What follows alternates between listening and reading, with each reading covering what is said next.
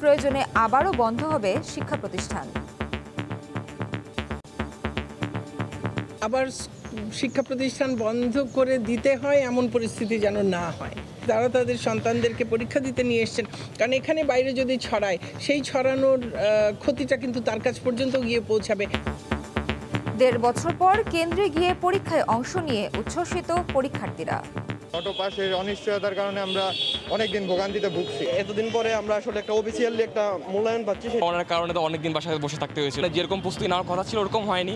প্রশ্নপত্র মোটামুটি সহজ ছিল। টাইম লিমিটটা একটু প্রথম দিন যেহেতু সমস্যা হয়েছে। দেখছিলেন প্রধান শিরোনাম, দুপুরের সময়ের সঙ্গে আছি আমি নাবিলা সোহার।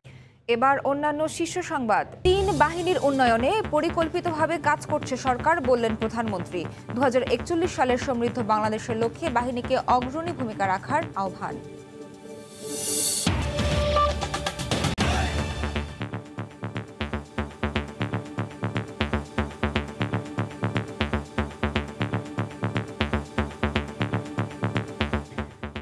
নির্ধারিত সময়ের ৮ মাস পর শুরু হয়েছে চলতি বছরের এইচএসসি ও সমমানের পরীক্ষা।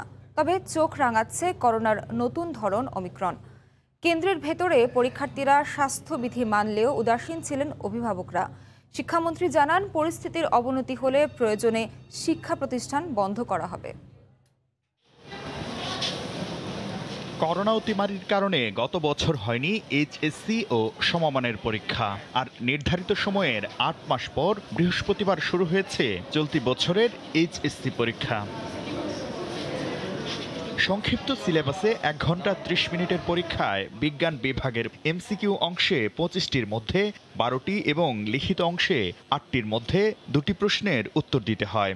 আর মানবিক ও ব্যবসায় শিক্ষা শাখায় এমসিকিউ অংশে ৩০টির মধ্যে ১৫টি এবং ১১টির মধ্যে ৩টির উত্তর দিতে হয়। আমরা এই জন্য ওইদিকে তাকাই নাই। পরীক্ষা শেষে নতুন পরীক্ষা পদ্ধতি ও প্রশ্নের মান নিয়ে মিশ্র প্রতিক্রিয়া জানান পরীক্ষার্থীরা। প্রশ্নপত্র মোটামুটি সহজ ছিল বলা যায়। আর পরীক্ষার সময়টাও যথেষ্ট ছিল। সৃজনশীলের টাইম মনে হয়েছে একদম পারফেক্ট টাইম পেয়েছি আমরা, কিন্তু এমসিকিউটাতে অনেক কম টাইম ছিল। রাজধানীর সরকারি সোহরাওয়ার্দী কলেজ পরিদর্শন শেষে শিক্ষামন্ত্রী জানান, প্রশ্ন ফাঁসের সুযোগ নেই এবং গুজব ছড়ালে কঠোর ব্যবস্থা নেওয়া হবে। প্রশ্নপত্র ফাঁস হওয়ার আসলে সুযোগ নেই। যারাই গুজব ছড়াবার সঙ্গে কোনোভাবে কিংবা এই প্রশ্নপত্র সংক্রান্ত কোনো ধরনের অনৈতিক কোনো কাজের সঙ্গে কোনোভাবে সংশ্লিষ্ট থাকবেন, যাদেরকে ধরা যাবে তাদের বিরুদ্ধেই কঠোরতম ব্যবস্থা নেওয়া হবে। এবার 3টি বিষয়ের 6টি পত্রের পরীক্ষা হচ্ছে। শাকির আহমেদ, সময় সংবাদ, ঢাকা। এদিকে সব অনিশ্চয়তা কাটিয়ে অবশেষে পরীক্ষা দিতে পেরে উচ্ছ্বসিত শিক্ষার্থীরা। স্বস্তি প্রকাশ করেছেন অভিভাবকরা। ব্যুরো ও জেলা প্রতিনিধিদের পাঠানো তথ্য ও ছবি নিয়ে রিপোর্ট। করোনা ধাক্কা সামলিয়ে দেরিতে হলেও এইচএসসি ও সমমানের পরীক্ষা শুরু হওয়ায় শিক্ষার্থীদের চোখে মুখে ছিল স্বস্তি। চট্টগ্রাম শিক্ষা বোর্ডের অধীনে ২৬৭টি কলেজ থেকে এবছর ১,০১,১০২ জন পরীক্ষার্থী অংশ নিয়েছেন। কেন্দ্রে গিয়ে পরীক্ষা দিতে পেরে খুশি শিক্ষার্থীরা। প্রশ্ন ফাঁস সহ অন্যান্য অপকৌশল ঠেকাতে আইনশৃঙ্খলা বাহিনী সার্বক্ষণিক তদারকি করছে বলে জানান জেলা বোর্ড কর্তৃপক্ষ। খুবই সহজ হয়েছে, কমন পড়ছে আমার। প্রশ্ন তো গতানুগতিকের তুলনায় ভালোই সহজ হয়েছে। এখন যে প্রশ্নপত্রে যেভাবে প্যাকেজিং হয়, এখানে প্রশ্ন ফাঁসের কোনো সুযোগ নেই। এই ব্যাপারে আমাদের আইনশৃঙ্খলা বাহিনীর সর্বোচ্চ পর্যায় থেকে সর্বোচ্চ সচেষ্ট আছেন। ময়মনসিংহে স্বাস্থ্যবিধি মেনে সম্পন্ন হয়েছে প্রথম দিনের পরীক্ষা। অটো পাসের সিদ্ধান্ত থেকে সরে এসে সশরীরে পরীক্ষা নেয় আনন্দিত শিক্ষার্থীরা। স্বাস্থ্যবিধি মানাতে কঠোর ছিল কর্তৃপক্ষ। এতদিন পরে আমরা আসলে একটা অফিসিয়ালি একটা মূল্যায়ন পাচ্ছি, সেটা আমাদের কাছে মানে সবচেয়ে বড় প্রাপ্তি আর কি। পরীক্ষাটা হওয়া দরকার ছিল, কারণ অটো পাসের অনিশ্চয়তার কারণে আমরা অনেকদিন ভোগান্তিতে ভুগছি। সকল অনিশ্চয়তা সবকিছু কাটিয়ে আমরা সাকসেসফুলি পরীক্ষা নিচ্ছি। বরিশাল বিভাগে এবছর ৬৮,৪৭৭ জন ছাত্রছাত্রী পরীক্ষা দিচ্ছেন। সুষ্ঠু ও স্বাভাবিক পরিবেশে পরীক্ষা নিশ্চিত করতে নেওয়া হয়েছে সব ধরনের পদক্ষেপ। এদিকে রংপুরের সাহেবগঞ্জ বিএম কলেজের ২৪০ জন শিক্ষার্থীর আন্দোলনের মুখে জেলা প্রশাসক ও জেলা শিক্ষা কর্মকর্তা কারিগরি শিক্ষা বোর্ডের সঙ্গে যোগাযোগ করে বিশেষ ব্যবস্থায় পরীক্ষা অংশগ্রহণের ব্যবস্থা করেন। ওমর ফারুক, সময় সংবাদ।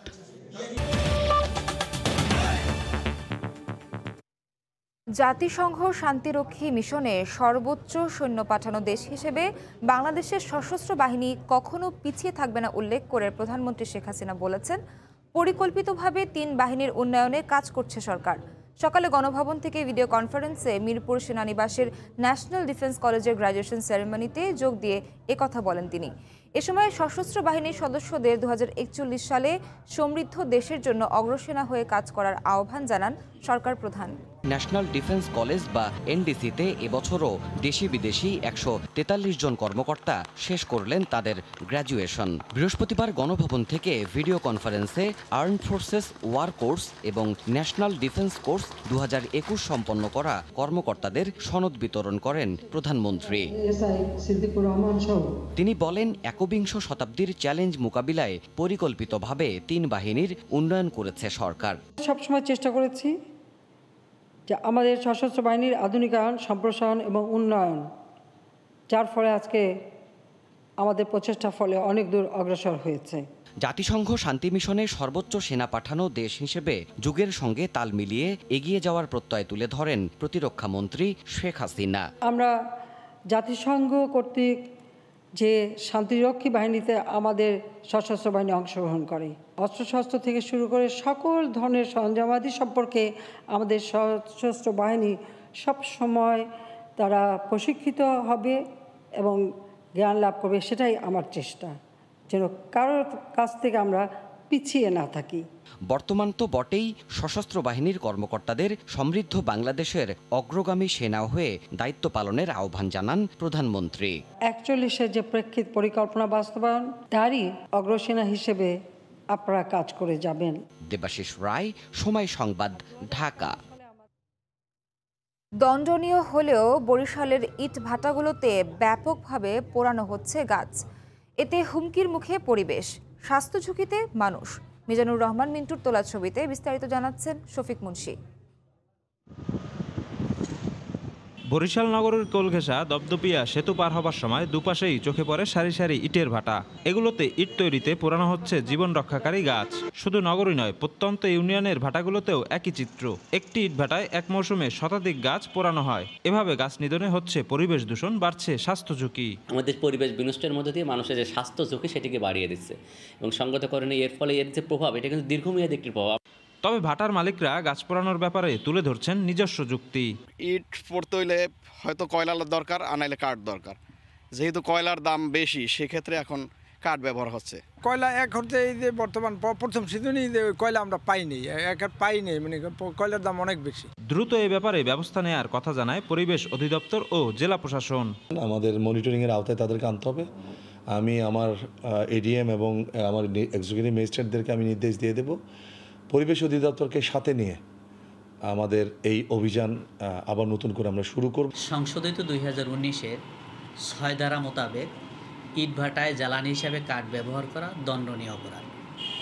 যদি কেউ এই ধারা লঙ্ঘন করে, এই লঙ্ঘনের অপরাধে 3 লক্ষ টাকা অর্থদণ্ড অথবা 3 বছরের কারাদণ্ড অথবা উভয় দণ্ডে দণ্ডিত হওয়ার বিধান রয়েছে। বরিশাল, পিরোজপুর, ঝালকাঠি ও বরগুনা জেলায় মোট ইটভাটার সংখ্যা 420টি। এর মধ্যে স্থায়ী 120 ফুটের চিমনির 309টি, আর বাকিগুলোতে সনাতন পদ্ধতির ড্রাম চিমনিতে ইট তৈরি হয়। এগুলোর মধ্যে 2 শতাধিক ভাটায় ইট তৈরিতে পোড়ানো হয় গাছ। শফিক মুন্সি, সময় সংবাদ, বরিশাল।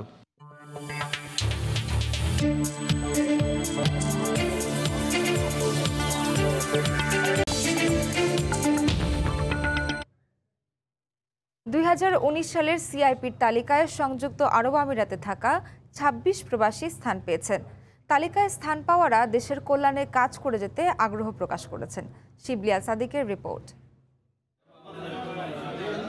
স্থানীয় সময় মঙ্গলবার প্রবাসী কল্যাণ ও বৈদেশিক কর্মসংস্থান মন্ত্রণালয়ের উপসচিব মোহাম্মদ রেহান উদ্দিনের স্বাক্ষরিত এক প্রজ্ঞাপনে 2019 সালের নতুন সিআইপির তালিকা ঘোষণা করা হয়। এতে বিশ্বের 56 জনের মধ্যে সংযুক্ত আরব আমিরাত থেকে 26 জনের নাম অন্তর্ভুক্ত করা হয়েছে, যাদের মধ্যে 2 জন নারী।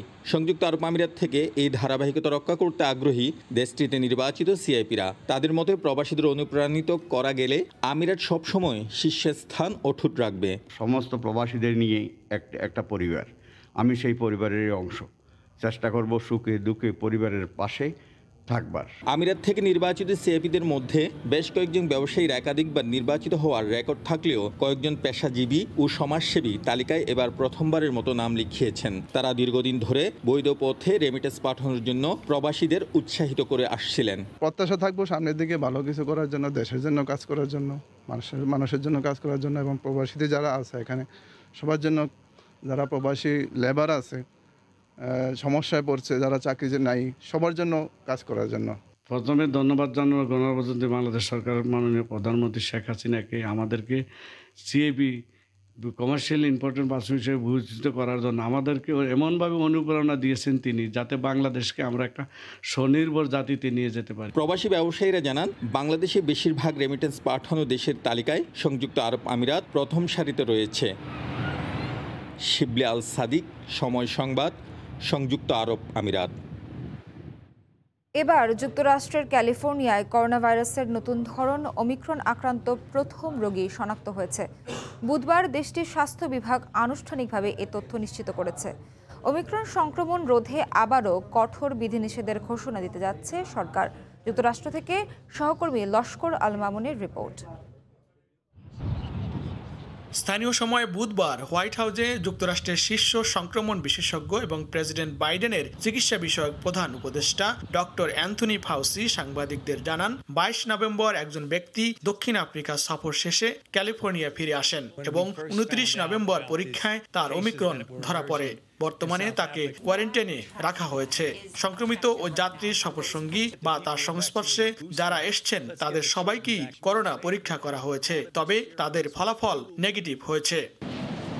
তিনি আরও জানান, বর্তমানে ব্যবহৃত টিকা ওমিক্রন থেকে জনগণকে কতটুকু রক্ষা করতে পারবে সে ব্যাপারে তথ্য জানতে গবেষকদের আরও 2 থেকে 4 সপ্তাহ লাগতে পারে। একই সঙ্গে সবাইকে টিকে নেওয়ার আহ্বান জানান তিনি।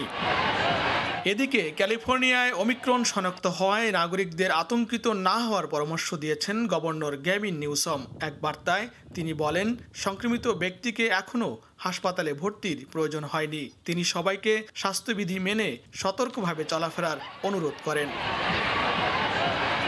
বিশেষজ্ঞরা বলছেন, সবশেষ শনাক্ত হওয়া নতুন এই ধরন এখন পর্যন্ত করোনা ভাইরাসের সবচেয়ে বেশিবার জিনগত রূপ বদল করা সংস্করণ। করোনার দাপটে লণ্ডভণ্ড যুক্তরাষ্ট্রে অসংখ্য মানুষের মৃত্যু আর শারীরিক অসুস্থতার যে ক্ষত রয়েছে তা না শুকাতেই আবার নতুন এই ভয়াবহ আতঙ্ক ওমিক্রন ভাবিয়ে তুলছে দেশটির নাগরিকদের। যুক্তরাষ্ট্রের ক্যালিফোর্নিয়া থেকে লস্কর আল মামুন, সময় সংবাদ।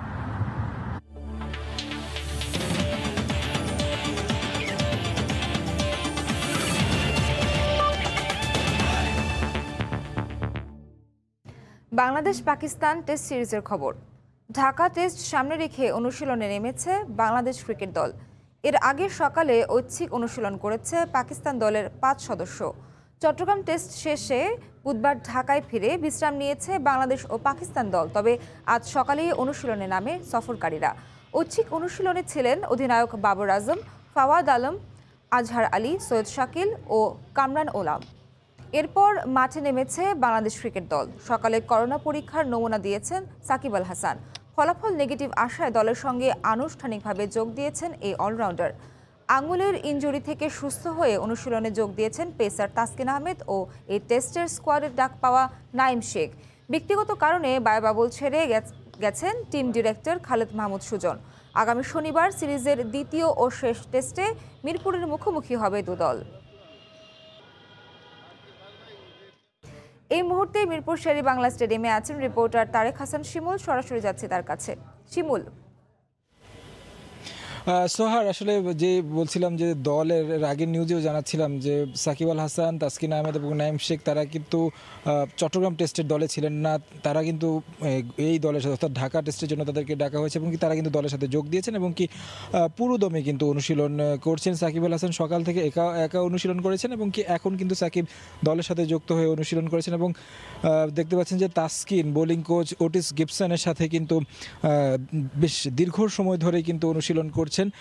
তিনি কিন্তু তার মানে পূর্ণ লাইন আপে বোলিং করার যে বিষয়টি সেইটি আসলে ধীরে ধীরে করছেন। আমরা যখন শুরুতে দেখলাম যে অর্ধেক লাইন আপ নিয়ে আসলে বোলিংটা শুরু করেছিলেন, এরপর পরবর্তীতে কিন্তু পুরো লাইন আপেই তিনি রানিং করে হচ্ছে বোলিং করছেন এবং পাশাপাশি আরেকটি পিচে কিন্তু মিরাজ এবং কি নাইম হাসান অনুশীলন করেছেন। সোহেল ইসলাম যিনি স্পিনার কোচ রয়েছেন তার সাথে কিন্তু দীর্ঘ সময় ধরে অনুশীলন করছেন। আসলে চট্টগ্রাম টেস্টে তাসকিন ছিলেন না, তার যে ফিটনেস সংক্রান্ত একটি জটিলতার কারণে এই টেস্টে তাকে রাখা হবে কিনা সেই পরীক্ষায় আসলে বোলিং কোচের কাছে দিচ্ছেন। তিনি তার যেই ফিটনেস বা ইনজুরিটা কাটিয়ে উঠে কতটুকু দীর্ঘ সময় ধরে বোলিং করতে পারেন সেই জিনিসটা আসলে পরীক্ষা করে দেখছেন।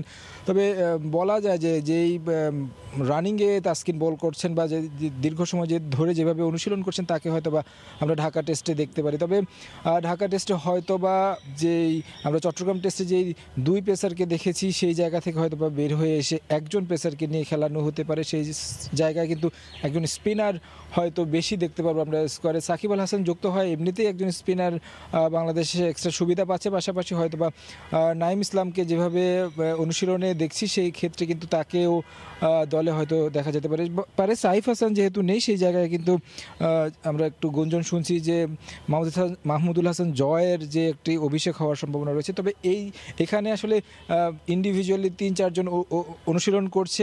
পাশাপাশি রাব্বির কথা বলতে ইয়াসির আলী রাব্বি যিনি কিনা চট্টগ্রাম টেস্টে একটি ব্যথা পেয়েছিলেন মাথায়, সেই অর্ধেক ম্যাচ খেলে উঠতে হয়েছিল, তিনিও কিন্তু অনুশীলন করেছেন পুরোদমে। তবে গোটা বাকি দলের ট্রেনিংটা অর্থাৎ ব্যাটিং এবং বোলিং অনুশীলনটা হচ্ছে ইনডোরে, সেখানে কিন্তু সাকিব আল হাসান থেকে শুরু করে অন্যান্য যে ব্যাটসম্যান মুশফিকুর রহিম সবাই কিন্তু অনুশীলন করছে। তো সোহার, আমার কাছে মিরপুর থেকে এই ছিল সবশেষ খবর, ফিরছি আপনার কাছে। মিরপুর শেরে বাংলা স্টেডিয়াম থেকে এতক্ষণ আমাদের সঙ্গে সরাসরি যুক্ত ছিলেন রিপোর্টার তারেক হাসান শিমুল।